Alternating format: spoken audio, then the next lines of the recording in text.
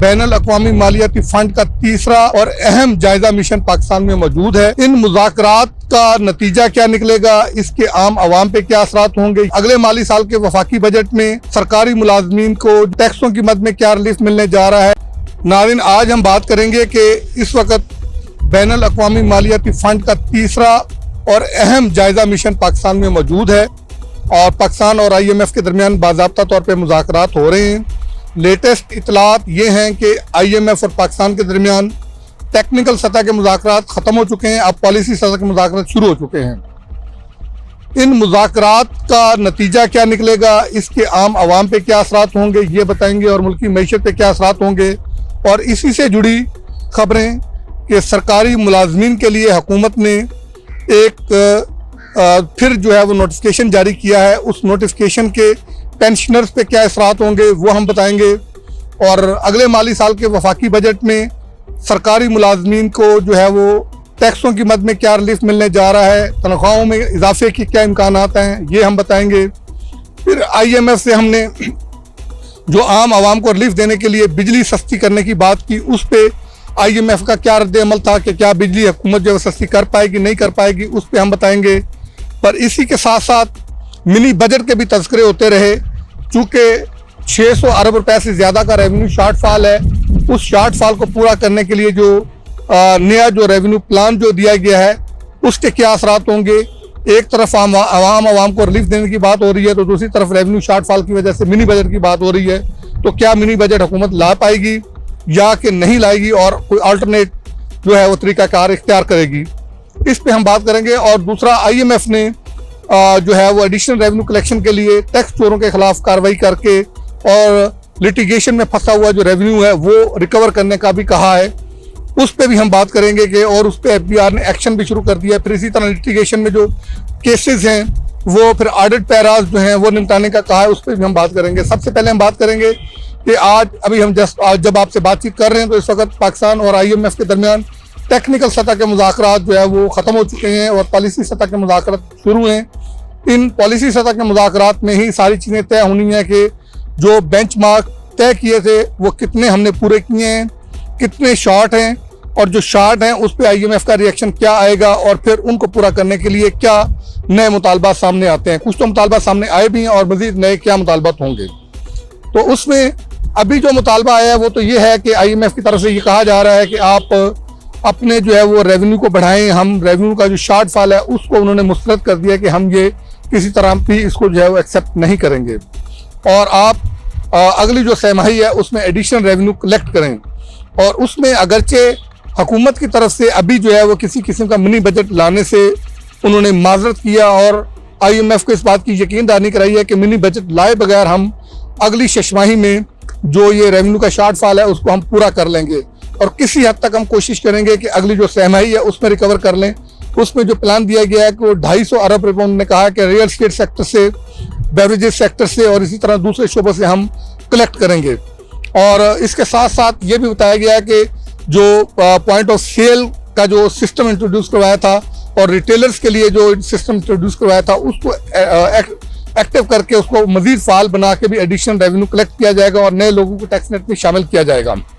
और इसके साथ साथ IMF ने यह भी मुतालबा किया है कि जो कैप्टिव पावर प्लांट से उनके लिए जो टैरिफ है उस पर भी जो है वो फौरी तौर पे जो अमल दरामद किया जाए और उनको जो है वो रिलीफ ना दिया जाए क्योंकि ये ज़्यादा गैस कंज्यूमिंग जो है वो प्लांट्स हैं। और इसी के साथ साथ एक हुकूमत की तरफ से IMF से ये कहा गया था कि वो इंडस्ट्रियल सेक्टर के लिए जो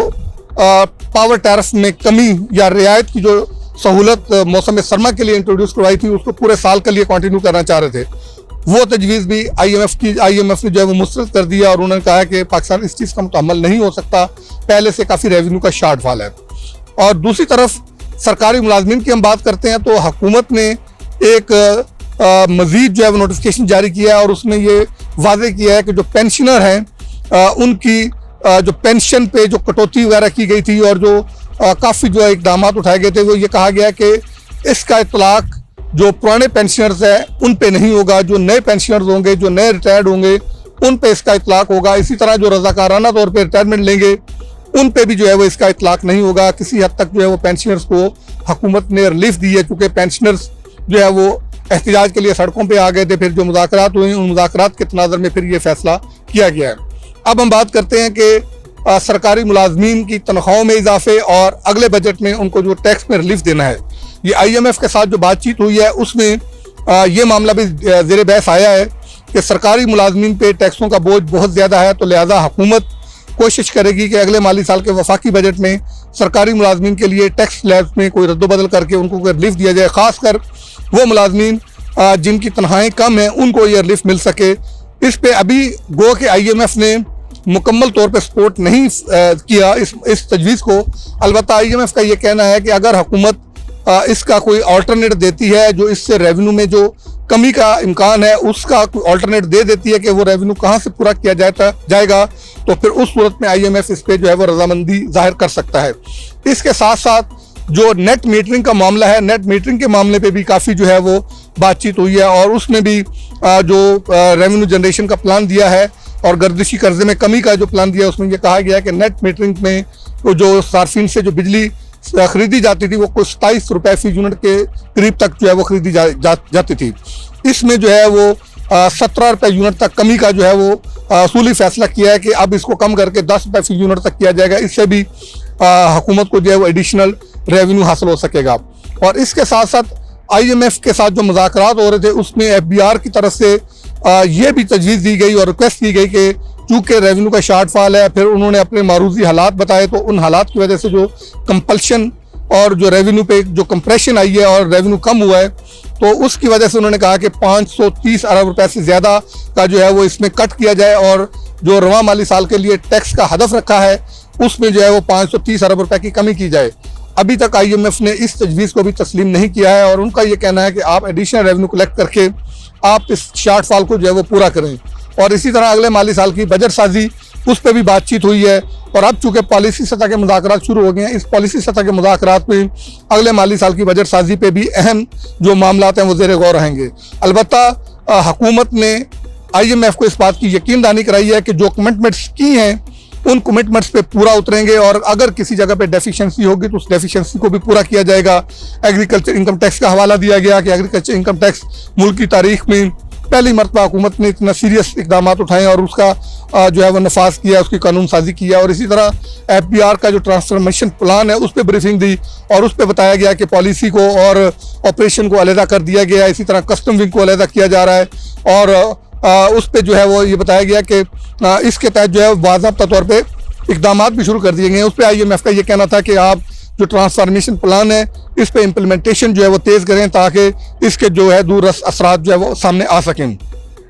और इसके साथ साथ चूँकि IMF की तरफ से बार बार ये कहा जाता है कि आपके यहाँ टैक्स की लीकेज बहुत ज़्यादा है, उसको आप रोकें, उस पर यकीन दहानी कराई गई कि टैक्स एवेडर्स के खिलाफ कार्रवाई की जाएगी और ना सिर्फ की जाएगी बल्कि FBR ने अमली तौर पर इकदाम भी शुरू कर दिया है। अभी जब हम आपसे बातचीत कर रहे हैं तो इस वक्त भी फेडरल बोर्ड ऑफ रेवेन्यू ने इस्लामाबाद में एक बड़े कैश एंड कैरी की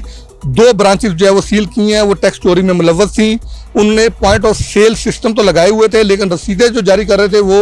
बगैर पॉइंट ऑफ सेल के जो है वो जारी कर रहे थे। अब उन दोनों जो है वो ब्रांचेस को बड़े कैश एंड कैरी की वो सील कर दिया गया और इसी तरह बाकी जो इस तरह के जो बड़े आउटलेट्स हैं उनके खिलाफ भी जो है वो FBR कार्रवाई करने जा रहा है। और इसके साथ साथ IMF को इस बात की भी यकीन दहानी कराई गई है कि अगले माली साल के वफाकी बजट में जो रिटेलर्स हैं, ताजर हैं, उनके लिए जो है वो नई फिक्स जो है वो टैक्स स्कीम इंट्रोड्यूस करवाई जाएगी और उससे भी जो है वो एडिशनल रेवेन्यू कलेक्ट किया जाएगा। ये सारा क्रक्स है जो IMF के साथ अब तक हमारी जो है वो टॉक्स हो रही हैं। अब